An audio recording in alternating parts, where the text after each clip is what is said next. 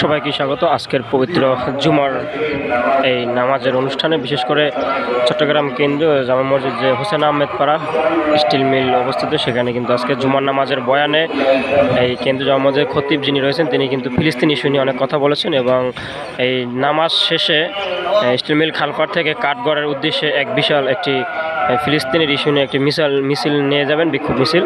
তো আপনারা সেটা দেখতে পারবেন। তবে আমরা নামাজ শেষের কিছু অংশ দেখাচ্ছি। সবাই নামাজ শেষে কিছু লোক বের হচ্ছে, কর্মস্থলে দিচ্ছে, আর কিছু মানুষ, অনেক মানুষ রয়ে গেছে, তারা আসলে নামাজ শেষে তারা বিক্ষোভ মিছিলে যোগ দেবেন, যারা ফিলিস্তিনের যে ইসরায়েলে যে বর্বরতা চালাচ্ছে সেই বর্বরতা বন্ধের জন্য আসলে বিক্ষোভ মিছিল করবে। এবং সারা দেশে বিভিন্ন মসজিদে জুমার নামাজ শেষে আসলে এরকম বিক্ষোভ মিছিল আরও হবে বিভিন্ন জায়গায়।